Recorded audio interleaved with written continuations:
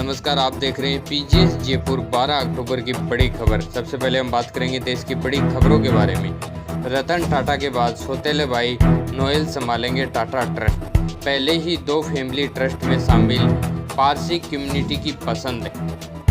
66 साल के नोएल टाटा अब टाटा ट्रस्ट के चेयरमैन होंगे। वे पहले ही 2 फैमिली ट्रस्ट के ट्रस्टी हैं। नोएल रतन टाटा के सौतेले भाई हैं। 9 अक्टूबर को रतन टाटा के निधन के बाद नोएल इकलौते दावेदार थे। हालांकि उनके भाई जिम्मी का नाम भी चर्चा में था, लेकिन वे पहले ही रिटायर हो चुके हैं। मुंबई में ट्रस्ट की मीटिंग में नोएल के नाम पर सहमति बनी। टाटा ट्रस्ट ने आधिकारिक बयान में कहा, उनकी नियुक्ति तत्काल प्रभाव से लागू होगी। महाराष्ट्र के डिप्टी सीएम अजित पवार ने कैबिनेट मीटिंग छोड़ी। सीएम शिंदे से कहा सुनी की खबर। अजित की सफाई परमिशन लेकर बाहर आया था। महाराष्ट्र के उप मुख्यमंत्री अजित पवार सिर्फ 10 मिनट के भीतर ही कैबिनेट मीटिंग छोड़कर चले गए। मीटिंग 10 अक्टूबर को हुई थी। टाइम्स ऑफ इंडिया के मुताबिक पवार की बैठक से चले जाने के बाद 38 फैसले लिए गए। यह भी दावा किया जा रहा है कि मुख्यमंत्री एकनाथ शिंदे ने विधानसभा चुनाव को लेकर कुछ सुझाव रखे जिनसे अजित सहमत नहीं थे।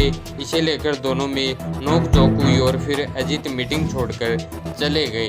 अगली खबर की हम बात करें तो कर्नाटक सरकार बोली, स्थापना दिवस पर कन्नड़ झंडा फहराएं। डिप्टी सीएम बोले, कोई भी व्यक्ति कन्नड़ भाषा जाने बिना कर्नाटक में नहीं रह सकता। कर्नाटक के deputy CM DK Shivakumar ने शुक्रवार को कहा कि 1 नवंबर को राज्य के स्थापना दिवस पर बेंगलुरु के सभी स्कूल, कॉलेज, व्यावसायिक भवनों और कारखानों में कन्नड़ झंडा फहराना होगा।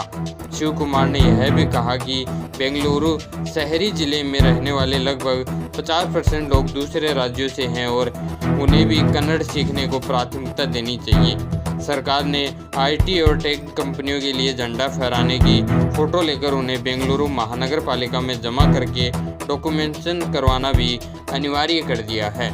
आगे हम बात करेंगे राजस्थान की बड़ी खबरों के बारे में। तो किरोड़ी लाल मीणा से मिले ट्रेनी एसआई, बोले परीक्षा रद्द न हो। मंत्री बोले, मुझे कमेटी में शामिल कर दो, अकेला ही फैसला कर दूंगा।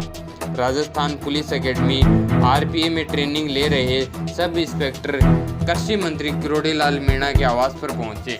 मीणा से मुलाकात के दौरान ट्रेनी एसआई ने कहा कि हमने ईमानदारी से परीक्षा पास की है। आज सभी हमें शक की नज़र से देखते हैं। केवल आप ही हमारा सम्मान और इज्जत बता सकते हैं।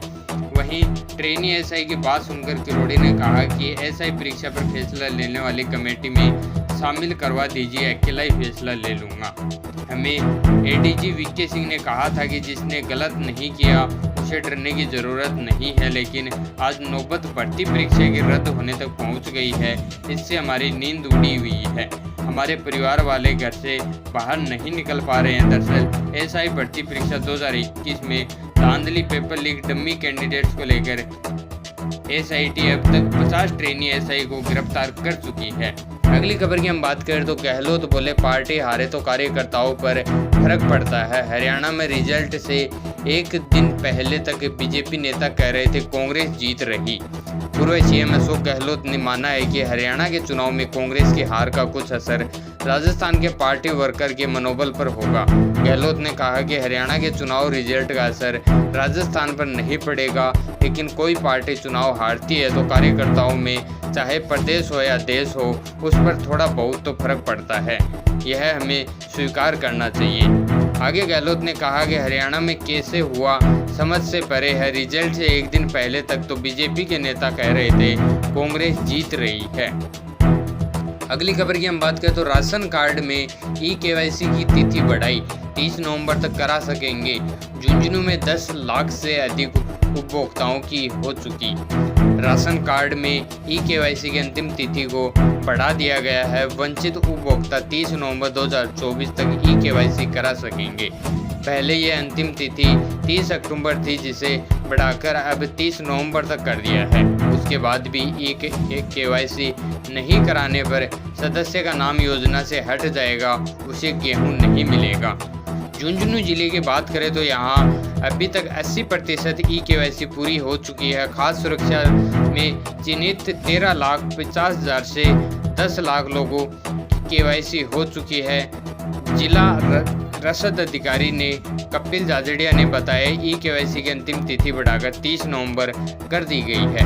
अगली खबर की हम बात करें तो मूंग, उड़द, सोयाबीन बेचने के लिए रजिस्ट्रेशन 15 अक्टूबर से इस बार जल्द शुरू हो सकती है खरीद। मूंगफली की खरीद 18 नवंबर से होगी शुरू।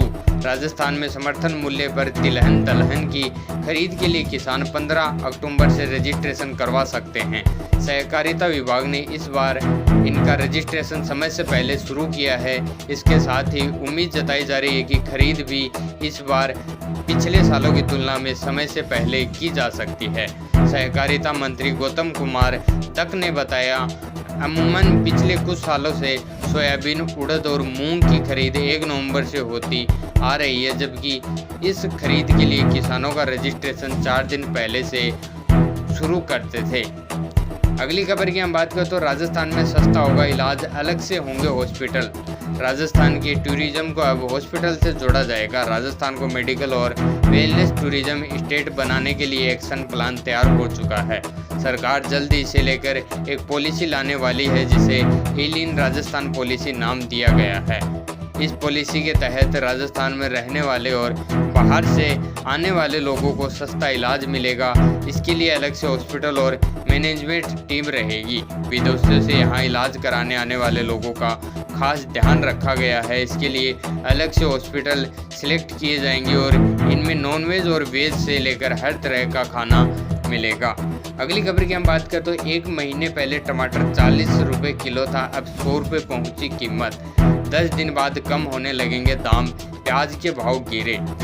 राजस्थान में टमाटर की कीमत लगातार बढ़ रही है। महीने भर पहले ही टमाटर की कीमत बाजार में 30 से 40 रुपये किलो थी, जो 15 दिन पहले बढ़कर 50 से 60 रुपये किलो पहुंच गई थी, जो अब बाजार में 80 से 100 रुपये किलो तक बेची जा रही है। इस बीच 4 दिन के लिए टमाटर 120 रुपये किलो तक भी बिका। वहीं लहसुन के दाम में भी तेजी देखने को मिल रही है। प्याज के भाव में गिरावट देखने को मिल रही है। राजस्थान की अगली खबर की हम बात करें तो सीएम बोले, अपराधी अपराध छोड़े या फिर प्रदेश। मुख्यमंत्री भजनलाल शर्मा ने गुरुवार को गृह विभाग की समीक्षा बैठक ली। इस दौरान सीएम ने कहा कि अपराधियों में पुलिस का खौफ इतना होना चाहिए कि या तो वे अपराध छोड़ दें या प्रदेश छोड़कर चले जाएं। प्रदेश में कानून व्यवस्था को बनाए रखने के लिए पुलिस पूरी सतर्कता और मुस्तैदी के साथ काम करे। भजनलाल शर्मा ने कहा, प्रदेश में अराजकता और अशांति फैलाने का इरादा रखने वाले असामाजिक तत्वों की रोकथाम के लिए पुलिस खुफिया तंत्र और मुखबिर व्यवस्था का बेहतर उपयोग करें। अगली खबर की बात करें तो क्या रद्द होगी एसआई भर्ती, मंत्रियों की रिपोर्ट तैयार, कैबिनेट में 13 को फैसला संभव।